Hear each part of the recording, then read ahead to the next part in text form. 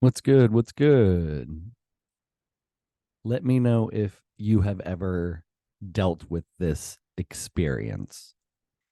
You are having a conversation with somebody on a subject you disagree with. You make a statement, X is happening. They rebuttal and say, no, X is not happening. And then when you provide them with proof, with evidence that X is in fact happening, they then backtrack and say, and begin to change the definition of things. They begin to deflect from the subject. They redirect. They attack. They do not acknowledge the fact that you have just given them direct evidence supporting your claim. Let me know if you've experienced that. That is called moving the goalposts.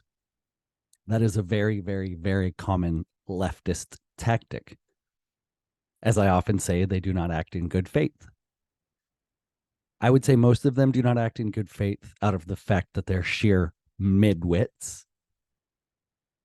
And if you don't know what a midwit is, maybe I'll link a really good video by Mentis Wave, who goes over what a midwit is. But essentially, a person of average intelligence that thinks they're above average intelligence. I'm not a midwit because I know I'm of average intelligence. So I am, yeah. Anyways, moving on. Okay. Let me provide a real life example of how I have experienced someone moving the goalposts. In my conversations with Kyle playlist, I don't remember which video, but I do vividly remember we were having an argument or a discussion on equity and how equity is this huge new buzzword that people are talking about, and we should not be building policy with equity in mind. And he said, nobody is talking about equity. He said that. And I was so blown away by that that within seconds, I was able to pull up a clip of Kamala Harris literally talking about equity. And then he proceeded to kind of change definitions and to deflect and misdirect, redirect, instead of just saying, oh, you're right. People are talking about equity. And I want to do a whole nother video talking about kind of the different segments of the left, because there are absolutely different segments of the left, just like there are different segments of the right. And what I think the average leftist maybe doesn't understand is that there is a small, loud, obnoxious vocal segment that is sort of driving the whole train of the left. And the people who don't want to be conservatives, but also don't want to rock the boat on the left, to just kind of let them get away with it. And that's because of the culture wars. And that's essentially what's happening is there are a whole lot of people who are like, I don't want to be labeled a conservative, but I also don't want to rock the boat over here, even though I disagree with a lot of what's going on. I had another example. Oh, yes. Okay, let's think of another example. The whole porn in schools thing. I think Kyle had made a video refuting one of my videos saying that it's not happening. It is not happening, and he bangs the table because what something about like when the facts aren't on your side, bang the table or whatever. Anyways, um, it is totally happening. There was a clip of this dad. There's a lot of clips of dads and moms reading in school board meetings content literally from books that are in the schools.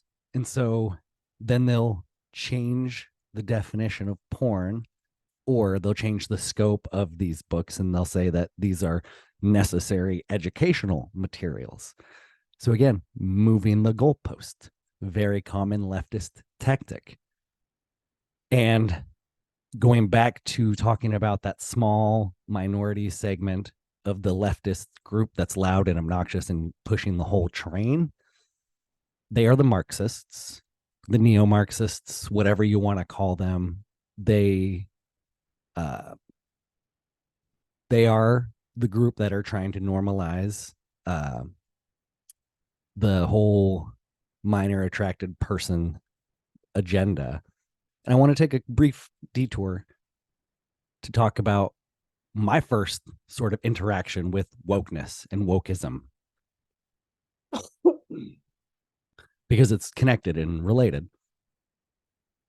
About 10 years ago, prior to 10 years ago, I didn't realize how bad it was.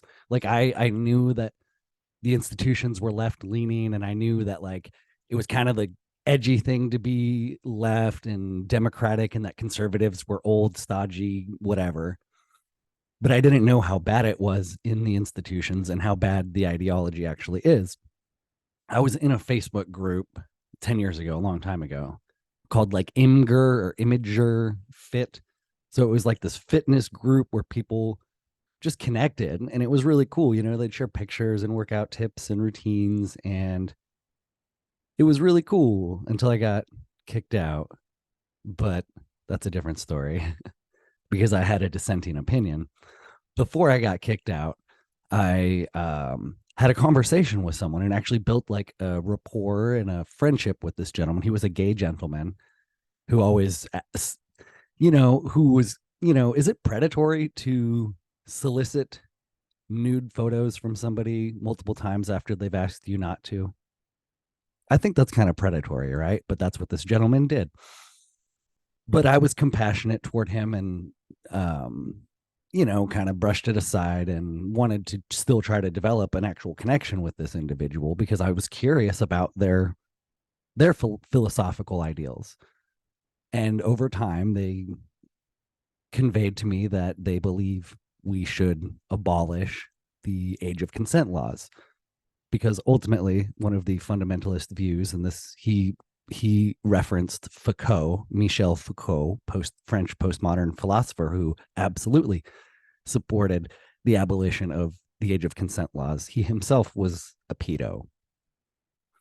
And that's what the this segment of the left is attempting to do on a structural level, is to dissolve the boundaries of society and all boundaries. The dissolution of boundaries will create this human utopian society where there are no inhibitions, and it's insane.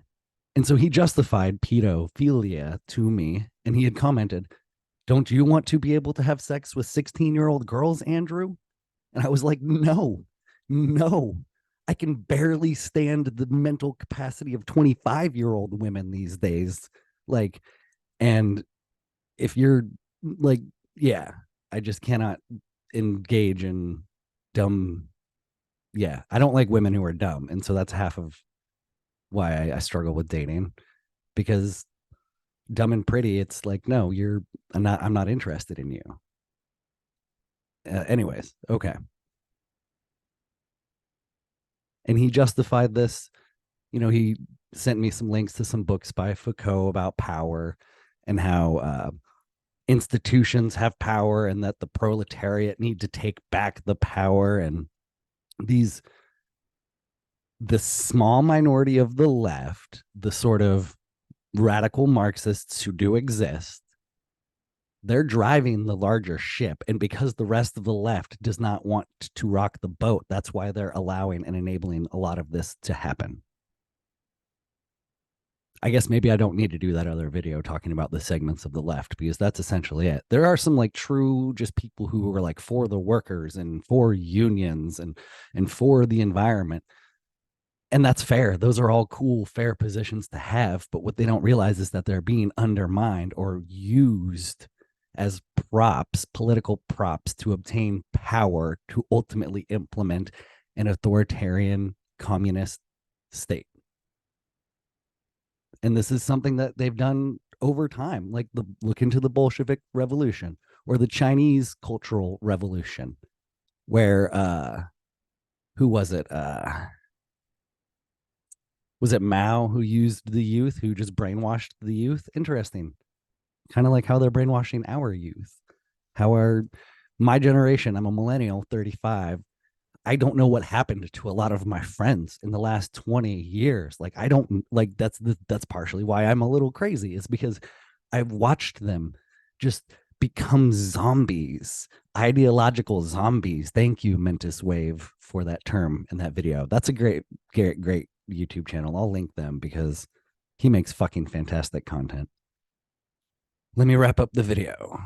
Common leftist tactic: moving the goalposts. Let me know if you have ever been in a conversation where you felt like that has happened, because it's probably been happening to you and it's intentional.